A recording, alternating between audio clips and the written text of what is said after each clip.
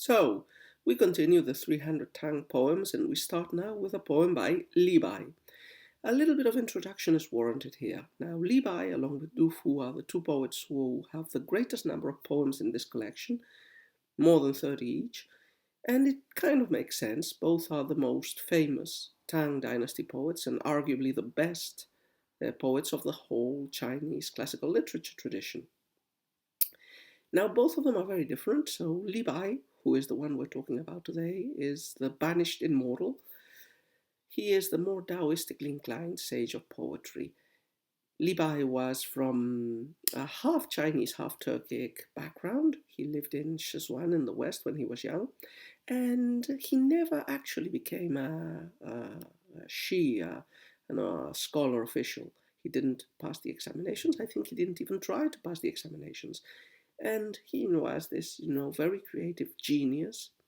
He tried to find patrons and serve at court, and during a few years he did stay at the Hanlin Academy, composing poems for Emperor Xuanzong.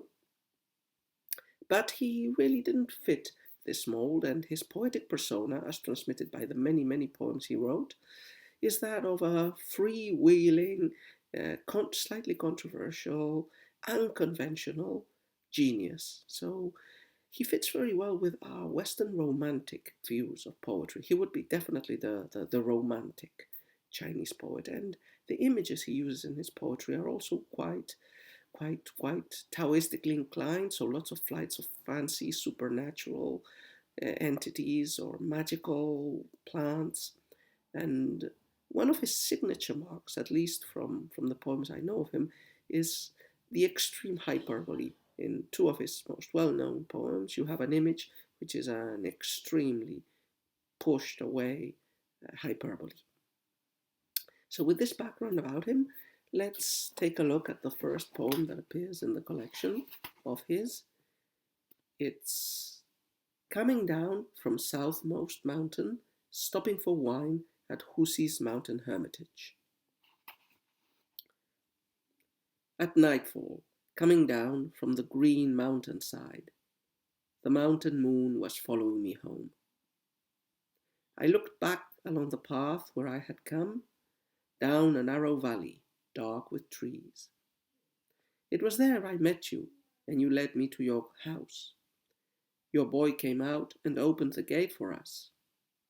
Through green bamboos, down a dark path, we walked, creepers catching on our clothes. As we talked happily, I found the peace I sought, for a while pouring for each other your fine wine. We sang so long the song of pines in the wind, that when we finished few stars remained in the dark sky. I got drunk that night, and you were happy too. For a while we forgot the world and all its cares. So this is a pretty transparent poem. We can start with a paraphrasis, but basically this poet, the poetic persona of Li Bai, is coming down from a mountain. So we will talk about mountains in a minute. Probably went there for religious purposes or, for a religious retreat. And at night, when he's coming down, he finds a hermit, and the hermit very kindly invites him to his own hut, to his own rural home. The two get together, have a nice time, drink some wine, sing songs. And they do the things that the cultured people, the Shi, would do when they meet each other. And they stay all night long awake. And in this happy partying, they forget all the worldly preoccupations and worries.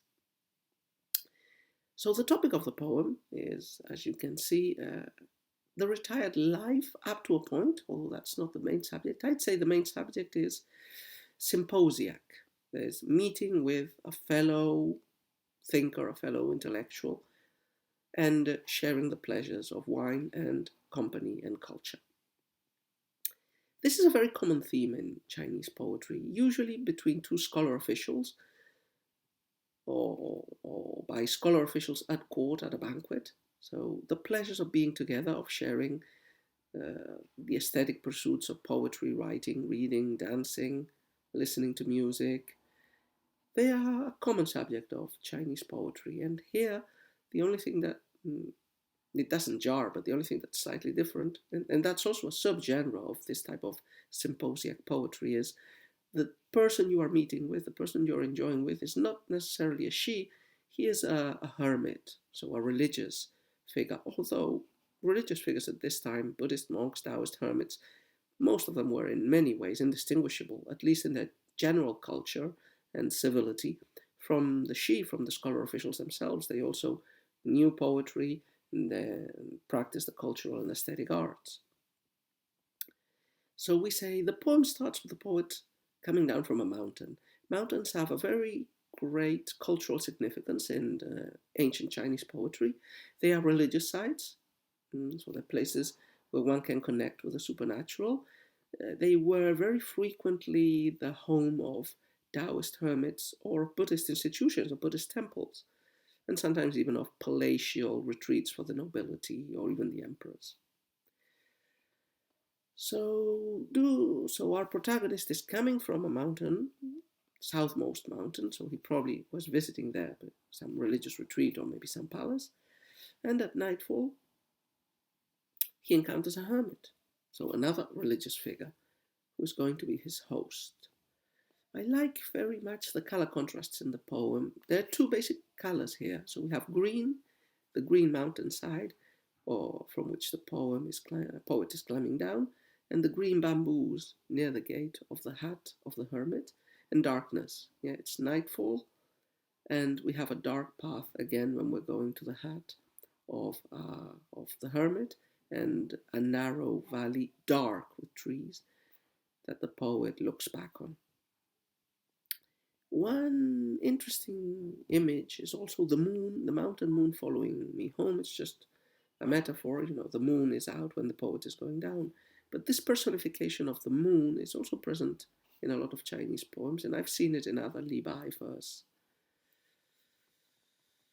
Another thing that's interesting here is, I would say, the bacchic, the symposiac element of the poem. So drinking alcohol, imbibing alcohol, appears a lot in Li Bai's poems. In fact, it becomes a convention to represent him as the drunkard poem.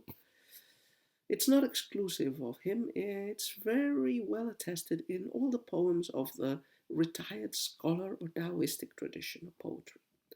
So going back to maybe, we could say, Tao Chien in the period of fragmentation, and even further back to the seven sages of the bamboo grove in the middle of the 3rd century, it is quite conventional for poets who are not scholar officials or who have renounced being a scholar official and who have adopted a Taoist persona.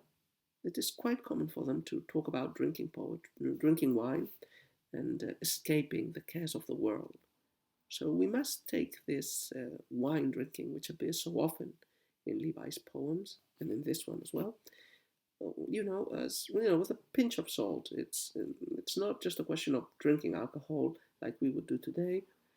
Drinking alcohol is a metaphor, or is a symbol for escaping the cares of the world, for leaving behind the preoccupations of office, of making a living, of being respected, appreciated. So it's just, I disconnect from the worries of the world, which is very appropriate in the context in which it's happening. In this wonderful company, or in the company of this hermit, Husi, who gives me nice wine and who entertains me, and whom I entertain with poetry reading all night long. In this context, escaping from the world makes sense. The hermit is living a retired life where he no longer participates in the world up to a point, because, partying with a she or an intellectual poet is a bit of participating in the world. It's not a very religious activity, but he's out of the world, and Li Bai, for a moment, visiting the mountain, drinking wine, reciting poems with this hermit, he can escape the world and all its cares. So a very interesting poem. I didn't know this one. This is the first time I've read it. But it's okay. Probably not Li Bai's best, but it's a nice poem.